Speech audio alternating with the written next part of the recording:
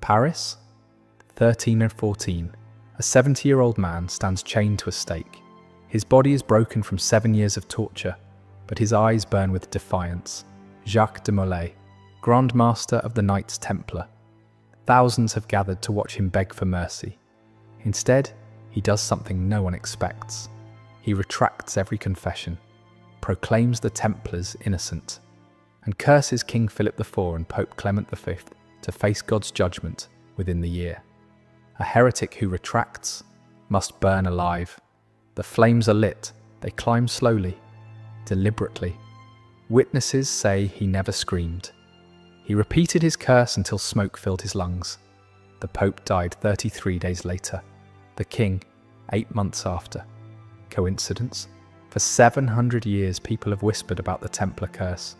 What you're about to hear are the 10 most horrifying execution methods used by medieval executioners.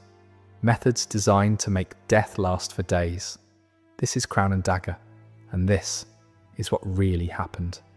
Every week we unearth the stories history tried to bury, the executions your teachers never mentioned, the punishments too disturbing for textbooks. If you believe historical truth should be told without censorship, hit subscribe, because what comes next is far worse than what you've heard so far. Let's start with the flames. The stake wasn't just an execution method, it was a theological performance, a ritual designed to demonstrate the absolute power of the church over body, soul, and death itself. Fire purifies, that was the doctrine. Fire destroys the heretical body while cleansing the corrupted soul, giving sinners a final chance at salvation through suffering. But here's what they don't tell you in history class. The Catholic Church technically forbade its clergy from shedding blood. Canon law was specific, so burning became the perfect loophole. No blade, no blood, just holy flames doing God's work. The condemned was marched through the streets wearing a yellow garment painted with flames and devils. Crowds threw garbage, rotten vegetables, stones. By the time they reached the public square, the victim was already bruised and bleeding. They were chained to a vertical wooden post.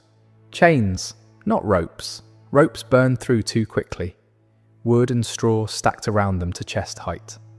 Then the executioner lit the fire. Here's where it gets truly disturbing. Professional executioners were skilled craftsmen. They belonged to guilds. They trained for years. They knew exactly how to build a fire. A fast, hot fire killed relatively quickly. Dense, dry wood, good ventilation. The victim inhaled superheated air. Lungs seared, airways closed. Death by asphyxiation in 10 to 15 minutes. But a slow fire? A deliberately constructed slow fire? Green wood that smoulders, wet straw that creates smoke but little heat, poor ventilation. The victim burned progressively. Feet first, skin blistering, then splitting, then charring, fat rendering beneath the flesh like candle wax, then legs, then thighs. The smell was reportedly unbearable. Witnesses described it as roasting meat mixed with something acrid, chemical. Strong men vomited. The victim would scream, beg, plead for water, call out to God. Some went mad from pain before death finally came. A slow fire could take 3 to 4 hours to kill. Joan of Arc, the Maid of Orleans, burned at Rouen on May 30th, 1431. She was 19 years old. A peasant girl who claimed God spoke to her, who led armies, who terrified English commanders. Her fire was built to last. Witnesses reported she called out to Jesus 6 times before the smoke finally silenced her. 6 separate cries, meaning she was conscious, burning for an extended period. Her executioner was so disturbed he sought out a priest that night. He said he was terrified, that he had burned a saint. 25 years later, Joan was declared innocent. 500 years later, she was canonized. But that May morning in 1431, she burned while an English crowd cheered. Giordano Bruno, philosopher, mathematician, burned in Rome on February 17, 1600. His crime? Suggesting the universe was infinite, that stars were distant suns. Before they lit the fire, his tongue was nailed to his jaw. a metal spike through muscle and flesh, so he couldn't speak heresies as he died. He burned in enforced silence, but his ideas survived. Over 50,000 accused witches died this way across 5 centuries, but wait, it gets worse. For high treason in England, death wasn't enough. The punishment had to match the enormity of the crime. Hanged, drawn and quartered. The full sentence described each stage in clinical detail. The condemned was forced to stand and listen to exactly how they would die. First, the traitor was stripped and tied to a wooden frame called a hurdle. Horses dragged it through the streets. Cobblestones tore at exposed flesh. Crowds threw garbage, animal waste, stones. By the time they reached the execution site, the victim was already bleeding from dozens of wounds. Bones sometimes broken, skin shredded. Then came hanging, but not to death, just until nearly dead. The executioner calculated carefully, enough to choke, to bring them to the edge of death, but not enough to actually kill. Still conscious, still breathing, the condemned was cut down. Then came mutilation. Castration first, genitals severed and burned before the victim's eyes. The screaming proved they were still conscious. Then the drawing. The executioner cut open the abdomen, reached inside, pulled out intestines, slowly, carefully, while the victim watched his own organs removed from his body. The intestines were burned immediately. The stomach followed. Other organs extracted while keeping the victim alive.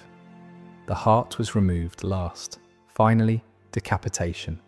And quartering, the body cut into 4 pieces, boiled in salt to preserve them, displayed on spikes across the kingdom. William Wallace, the Scottish rebel, executed in London in 1305. According to records, Wallace remained conscious until his intestines were being burned. Witnesses said he was still moving his lips, some believed in prayer, when the executioner finally reached for his heart. His head was placed on a spike on London Bridge, his quarters sent to Newcastle, Berwick, Stirling and Perth. His crime? Fighting for Scottish independence. Guy Fawkes faced this sentence in 1606. Weakened by torture, he managed to jump from the scaffold and break his own neck before the worst began. A small mercy he gave himself. This punishment remained legal in England until 1870, the 19th century, when trains already crossed the countryside, but at least hanging, drawing and quartering ended in death, eventually. The next method was designed to keep you alive, for days.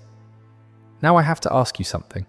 Of everything you've heard so far, the flames that cooked Joan of Arc alive, the public gutting of William Wallace, which disturbs you most? Drop a comment below. Tell me which method keeps you up at night, because we're not even halfway through. And the next execution method involves animals. The Holy Roman Empire and France perfected an execution designed for maximum suffering with maximum visibility. The breaking wheel. The condemned was stripped naked and tied spread-eagle to a large cartwheel, the kind used for heavy farm wagons, placed horizontally on a wooden scaffold raised above the crowd. Everyone had to see. That was the entire point. The executioner approached carrying a heavy iron bar, sometimes called a breaking bar, sometimes simply called the iron, a tool designed for one purpose. What followed was the systematic destruction of the human body. Ankles first, the executioner positioned the bar carefully, raised it, brought it down with precise, calculated force. The small bones of the ankle shattered with a crack that witnesses said echoed across the entire square. The foot flopped loosely, connected only by skin and tendon. Then the wrists, same precision, same sickening crack. Then the lower legs, the tibia and fibula. Multiple blows needed here. The bones splintered into fragments beneath the skin. Then the forearms, then the thighs, the femur, the strongest bone in the human body. This required the heaviest blows. Sometimes multiple executioners working in rotation. Then the upper arms. Finally, the rib cage. Each rib broken individually, methodically, one after another. The executioner took breaks between sections, Let the victim scream. Let the crowd absorb what they were witnessing. Let the lesson sink in. Some executioners would drink water, wipe their brows, chat with officials, treating it as routine work. Each blow was calculated for maximum pain and minimum chance of immediate death. The executioner deliberately avoided hitting major arteries, avoided the skull and spine. The goal was a body that was utterly, completely destroyed. Every major bone shattered into fragments, but still alive, still breathing, still conscious and aware of everything happening. Once the breaking was complete, a process that could take over an hour, the condemned's shattered limbs were woven through the spokes of the wheel, threading broken arms and legs between wooden spokes like some grotesque piece of living art. The wheel was then raised vertically on a tall pole, displaying the broken body high above the crowd, high enough that everyone in the square could see clearly, and there the victim was left, to die from exposure, from dehydration, from shock, from organ failure, from birds that would land and begin eating their flesh while they still breathed and watched. This process could take days. 2 days was common. 3 days was documented. Some victims reportedly survived for over a week on the wheel, unable to move a single muscle, unable to die, unable to do anything but suffer under the burning sun or freezing rain. Jean Wallace, a Protestant merchant in Catholic France, 64 years old, executed in 1762. He was completely innocent. His son had committed suicide. The authorities accused Joan of murder. The trial was a farce. He maintained his innocence throughout, even as each bone shattered. It took him over 2 hours to die. Voltaire spent years investigating. 3 years later, Jean Wallace was officially exonerated, but he had still died screaming on the wheel. Sometimes justice arrives too late, and sometimes it never arrives at all.